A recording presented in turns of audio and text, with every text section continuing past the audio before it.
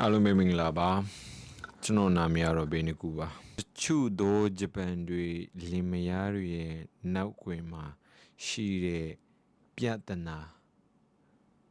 ကြောက်ဖို့လည်းကောင်းတယ်ယွံဖို့လည်းကောင်းတယ်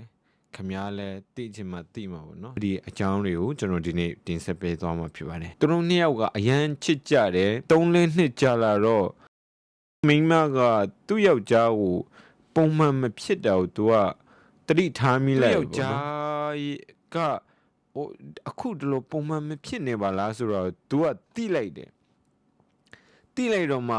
သူ့ယောက်ျားကိုစုံစမ်းကြည့်လိုက်တယ်စုံစမ်းကြည့်တော့ तू တယောက်ထင်းနေတော့အလုံးနဲ့ဘာနဲ့ဆိုတော့ तू မနိုင်ဘူးပေါ့နော်ဆိုတော့နောက်ဆုံးမှဘာလုပ်လဲဆိုတော့အခုကျွန်တော်ကြည့်နေ YouTuber ကို तू ကတောင်းစုလိုက်တယ်တောင်းစုလိုက်တော့အဲ့ဒီ YouTuber ကအဖြစ်ပြက်မှန်တွေကို तू ကလိုက်ရှာတဲ့ YouTuber ဆိုတော့ तू ကနေပြီးတော့မှဟိုပတ်စံတော့ပေးမှာပေါ့နော်ပတ်စံပေးပြီးတော့မှလိုက်ရှာခိုင်းတယ် YouTuber ကိုတို့လိုက်ရှာလိုက်တော့တစ်ချိန်တော့ तू သွားတဲ့ hotel तू သွားတဲ့ restaurant တွေကိုလိုက်စုံစမ်းတယ်လိုက်စုံစမ်းတော့တစ်ချိန်တော့မိလိုက်တယ်အတူချုံးနဲ့ပြောရမယ်ဆိုရင်နင်းယောက်ျားဒီမှာ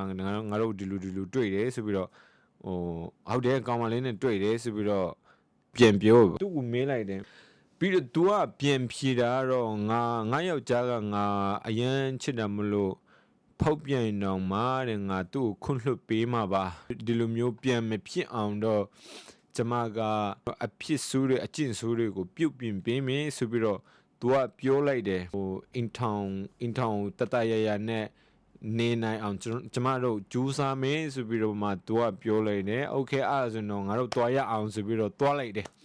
တွားလိုက်တော့ဘာဖြစ်လဲဆိုတော့သူတို့ကအဲ့သူ့ယောက်ျားရဲ့ကောင်မလေးနဲ့ထွက်လာတဲ့အချိန်နဲ့တွေ့ရတော့အမှရှောက်ဖြစ်သွားတာတခုကဘာလဲဆိုတော့သူမင်္ဂလေးအင်တောင်တဲ့မင်္ဂလေးရဲ့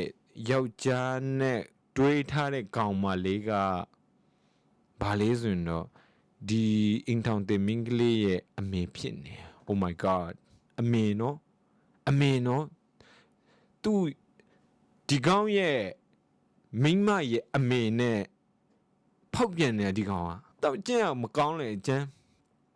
ဒါကဟို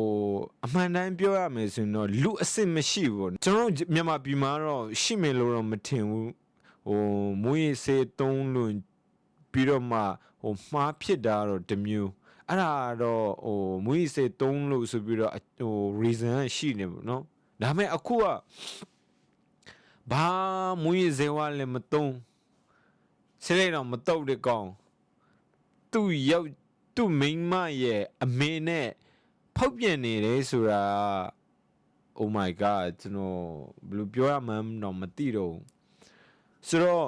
သူတို့က YouTuber တွေကသူတို့နှစ်ယောက်ကိုမေးလိုက်တယ်သူတို့3ယောက်ပေါ့နော်မင်းကလေးရယ်ပြီးတော့သူ့အမေရယ်သူ့ယောက်ျားရယ်ဆိုပြီးတော့3ယောက်ကိုသူတို့ YouTuber ကမေးလိုက်တယ်နင်တို့ဒီလိုဖြစ်နေတာဘာလို့ဒီလိုဖြစ်နေရလဲအမေကရောနင့်သမီးရဲ့ယောက်ျားဒီလိုဘာလို့ဒီလိုမျိုးလုံနေရလဲဆိုပြီးတော့အစင်ပြီလားနင်ဒီလိုမျိုးလုံနေတာကိုအမှန်လို့နင်ထင်နေလား YouTuber တွေကလည်းမေးလိုက်တော့ तू က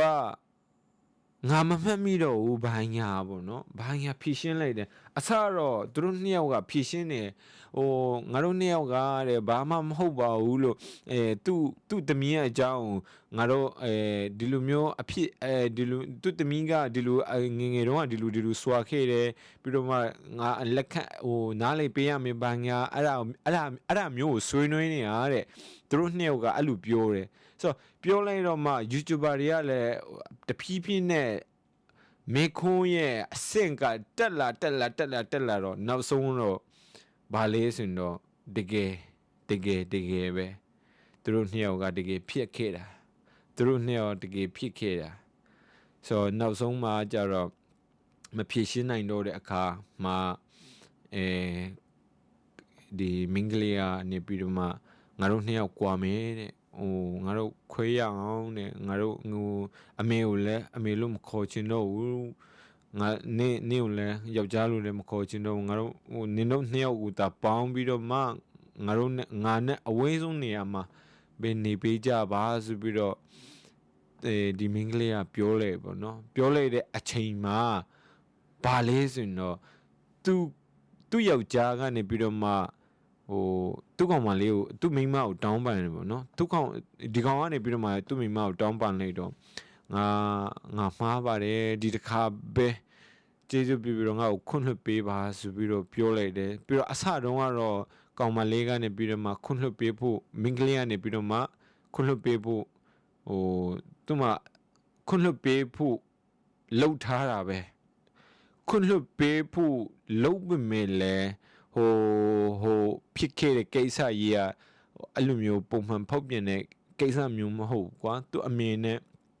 ဆိုဘလို့မကိုခွင့်လွှတ်လို့ဘလို့မကိုအစင်မပြေတဲ့အနေထားမျိုးကိုဖြစ်နေဆိုနင်တို့နှစ်ယောက်ကိုပဲပေါင်းပြီးတော့မှငါနဲ့အဝေးဆုံးနေရာမှာပဲတွားနေလိုက်ပါဆိုပြီးတော့ပြောလိုက်တယ်အဲ့ဒီချိန်မှာဟိုကောင်ကလည်းငူပြီးတော့လေသူ့အမေကတလားမငူနေတဲ့ဟိုဆီယမာကြီးကကျင်းနေနော်အကျဉ်းပန်းကြီးကြက်ဖာလာမသိဘူးကွာဒေါသထွက်လို့ကျွန်တော်လည်းကြည့်ပြီးတော့မှအိုးဒီလိုမျိုးလူလည်းရှိနေပါလားအဲ့လိုမျိုးလူကတယောက်နှစ်ယောက်မဟုတ်ဘူးဂျပန်မှာအများကြီးရှိတယ်အခုကျွန်တော်လည်းဒီဗီဒီယိုအကြောင်းတွေကိုအများကြီးပြောပြဖို့ကျွန်တော်အများကြီးလေ့လာနေစေပဲဖြစ်တယ်အားကြောင့်မလို့ကျွန်တော်ရဲ့ YouTube channel လေးကို like နဲ့ subscribe လေးပေးဖို့မမေ့ပါနဲ့အောင်နောက်ဗီဒီယိုမှာပြန်တွေ့ကြမယ် Okay thank you bye bye see you guys